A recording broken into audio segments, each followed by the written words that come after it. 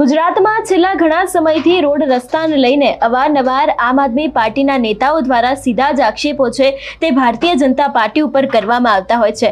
આપણે જોયું હતું કે વિસાવદરની ચૂંટણી થઈ હતી, એ જ સમયે પેરિસના રસ્તા એ શબ્દ ખૂબ જ પ્રખ્યાત થયો હતો અને ક્યાંક હવે આ જ મામલે આપ નેતા રેશમા પટેલ છે એમનું પણ એક મોટું નિવેદન સામે આવ્યું છે અને રોડ રસ્તા તેની સાથે અત્યારે હાલ જે ખેડૂતોની સમસ્યા છે એ દરેક વાતને લઈને ભાજપ ઉપર આકરા પ્રહાર કરવામાં આવ્યા છે। વિગતે ચર્ચા કરીએ સમગ્ર વિષયની। નમસ્કાર, હું હંસિની અને તમે જોઈ રહ્યા છો નિર્ભય ન્યૂઝ। વિસાવદરની ચૂંટણી હતી એ સમયે ક્યાંક પેરિસ જેવા રસ્તાઓ ગુજરાતમાં છે ને વિસાવદરમાં છે એવી ચર્ચાઓએ વેગ પકડ્યું હતું। જો કે એ બાદ વિપક્ષના એક બાદ એક પ્રહારો શરૂ થયા હતા અને આ જ મામલે આપ નેતા રેશમા પટેલ છે એમનું તો મોટું નિવેદન સામે આવ્યું છે। રોડ રસ્તાને લઈને ક્યાંક પોલ ખોલવામાં આવી છે, પરંતુ જે અત્યારે હાલ મગફળીને લઈને જે ખેડૂતોને તકલીફ પડી રહી છે તેની સાથે ખેડૂતોની સમસ્યાને લઈને પણ તેમના દ્વારા ભાજપ ઉપર આકરા પ્રહાર કરવામાં આવ્યા છે। વધુમાં આ વિષયને લઈને રેશમા પટેલે શું કહ્યું સાંભળીએ।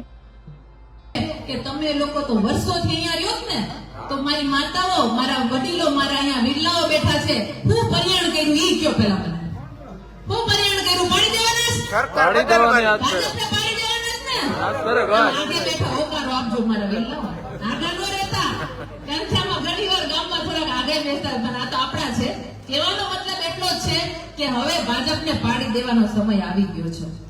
એટલા માટે કેવું પડે કે ગુજરાતની વાત તો હું તમને કહીશ, પણ જ્યારે આપણે આપણા ગામનું આંગણું, આપણે આપણા ગામના રોડ, આપણે આપણા ગામની સુવિધા, લાઈટ, પાણી, ગટરની સુવિધા જે ન કરાવી રેખા હોય ભાજપ પાસે, તો મને નથી લાગતું કે હવે ભાજપના કમળ ગટાઓના બટન દબાવવા જોઈએ। મને એવું લાગે છે કે હવે એને પાડીને ઘર ભેગા કરી ગયો આ વાત કહેવા માટે। કારણ કે વસ્તુ એ છે કે એ લોકો ભાજપ વાળા, અને અહીંયા તો તમને ખબર છે, હમણાં જ ભાઈએ કીધું કે મોઢું બતાવાય નથી આવ્યા ને ભાજપના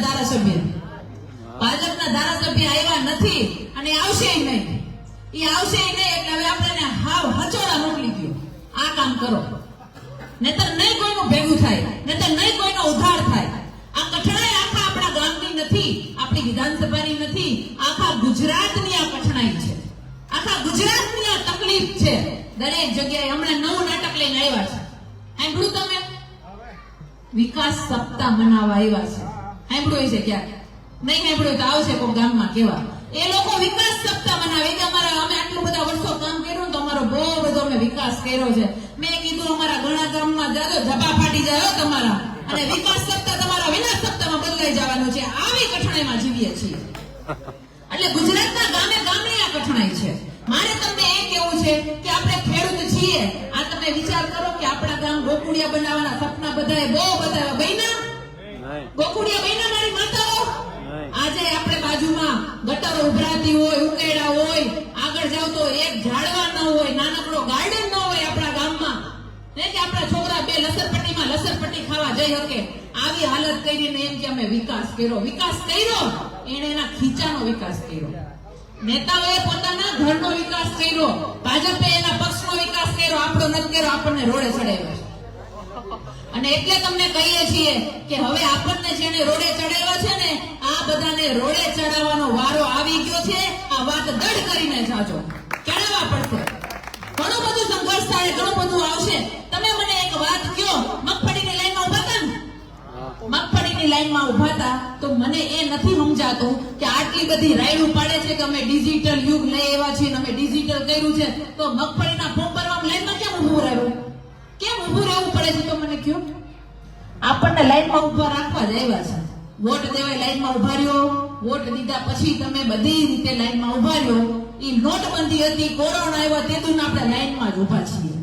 હવે લાઈનમાં ન ઊભું હોય ને તો આ લોકોના ખુરશીના ટાંકા ખેંચીને પાડી દો ને તો લાઈનમાં ઊભાનું બંધ થાય, નહીતર આના વારો રહે।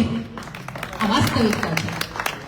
તો હું તમને એમ કહું છું કે એ લોકો આપણે લાઈનમાં ઊભીને ફોર્મ ભર્યા, મગફળીના ટેકાનો ભાવ ભર્યો કે ભાઈ આપણો ટેકાના ભાવે થઈ જાય, વારો આવી જાય, પણ નહીં, આ લોકોએ નવું દૂધ લેવા, હું કેમને સેટેલાઇટમાંથી દેખાતું નથી એમ કહેતા હતા ને, સેટેલાઇટમાંથી નથી દેખાતું, તો મારા વડીલો તમે મને એ કહો કે હવે એને સેટેલાઇટમાં દેખાય એના માટે શું કરવાનું?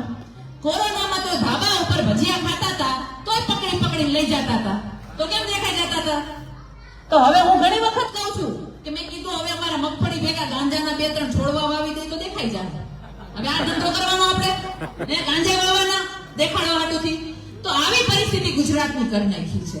ખાલી ખેડૂતોની વાત નહીં, આપણે તો ગામડા ખાલી થઈ ગયા, જુવાન ભાઈઓ બધા સિટીમાં વયા ગયા. કોક ઘરમાં રહેતા હશે, બાકી કયો ખાલી થઈ ગયા ગામડા.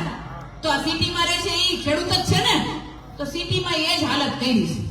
સિટીની હાલત એવી જ કરી છે, ખાડા ખબડા, ભ્રષ્ટાચાર, રોડ રસ્તાના ઠેકાણા નહીં, ભ્રષ્ટાચારથી આખું તંત્ર હાલે છે. તો હવે તમારે સમજવાનું છે કે આપણે શું કરવાનું છે. આ ભાજપના ગાણા એટલા બધા લાંબા છે, જ્યારે હોય ત્યારે વચ્ચે આવી જાય કે અમે વિકાસ કર્યો, પણ વિકાસ નથી કર્યો, વિનાશ કર્યો છે. આ વાત આપણે સમજવાની છે. અને વર્ષોથી આપણને ખાલી ભાજપ નહીં, હમણાં મને એક પત્રકારે પૂછ્યું હતું કે ભાજપ જીતે છે, તમે આટલી બધી કે વાતો કરો છો. મેં કીધું હા, હું કહું છું ને, બ્રિજ તૂટે છે, પેપરો ફૂટે છે, આ યુવાનો અહીંથી ગાડીમાં બેહીને કે બાઇક ને કિક મારીને ગયા હોય, પહોંચ્યા હોય ત્યારે ફોન આવે, ભાઈ પાછો વળી જાય, પેપર ફૂટી ગયું. અને યાર ઘેરે માં પાસે આવીને અવડું મોઢું કરીને બે, એટલે માં તો બિચારી શું કરવાની, તો દિલાસો આપશે ને. કારણ કે અત્યારે જુવાનિયાના મગજ એટલા બધા નાસીપાસ થઈ ગયા છે, નો દિલાસો આપો તો વડાપાવ ખાય. કોના પાપે? ભાજપના પાપે. એટલે ઘણી બધી વાર હું કહું છું કે પેપરો ફૂટે તમારું ધ્યાન નથી હોતું. હમણાં તમારા ઘરમાં ચોરી થઈ હોય, આ નેતાઓના ઘરમાં ચોરી થઈ હોય, તો કેમ ધ્યાન હોય? કેમ બધું તંત્ર સજાગ હોય? તો આપણા છોકરાના પેપર ચોરીને કોઈ હોય જાય તો ખબર કેમ નથી પડતી? ખબર તો એને હોય, કારણ કે ઈ ચોર છે, એને માલ બનાવવો છે, એને પૈસા બનાવવો છે. આપણા છોકરાનું જે થવું એ થાય. આવી પરિસ્થિતિ છે. એટલે મને કે આ હુકમ જીતે હે, તમે એમ કહો છો કે આટલું બધું હાલે. મેં કીધું જીતે કોના પાપે? મેં કીધું કોંગ્રેસના પાપે. આ સ્વીકારવું પડશે તમારે. કોંગ્રેસના પાપે જીતે છે દાદા. આટલા વર્ષોથી 30 વર્ષથી ભાજપે શાસન કર્યું મારી માતાઓ, પણ વિરોધ પક્ષ તરીકે કોંગ્રેસે એની ભાગીદારી કરી. કોઈ બી કઈ બોલ્યું નહીં. સાચી વાત ને? બોલ્યું હોત તો પરિસ્થિતિ હોત? નથી બોલ્યું. એટલે હવે ન છેતરાતા. હવે તમારા વચ્ચે આવશે. હમણાં તો ક્યાંય દેખાતું નહોતું, પણ જેટલી આમ આદમી પાર્ટી મોટી થાય છે, જેટલા તમે લોકો સહકાર આપો છો, એટલું આ કોંગ્રેસ વાળા હવે છે ને થોડા બહાર નીકળ્યા છે કે આ તો આપણું હા ગોળું થઈ જાય, કાંઈ વધશે નહીં. એટલે આ કોંગ્રેસ વાળાએ અત્યાર સુધી આપણને લૂંટવાનું કામ કર્યું. અત્યાર સુધી ભાજપ એવી ભાગીદારી કરી, એનું હું તમને ઉદાહરણ આપી દઉં. ઘણી બધી વાર કહું છું કે એ લોકોના ધંધા ભેગા છે. ચૈતરભાઈ એમ કીધું કે ભાઈ ચૈતરભાઈ વસાવા જે આપના એમએલએ છે, એને એમ કીધું કે આ મનરેગામાં બધા ભેગા છે, કૌભાંડીઓ છે, તો એને જેલમાં પૂરી દીધા. એને જેલમાં પૂરી દીધા ને એવો આરોપ માર્યો કે આ ગ્લાસ મારવાના કેસમાં. હવે તમે વિચાર કરો, ગ્લાસ મારવાના કેસમાં જેલ હોય દાદા? હે?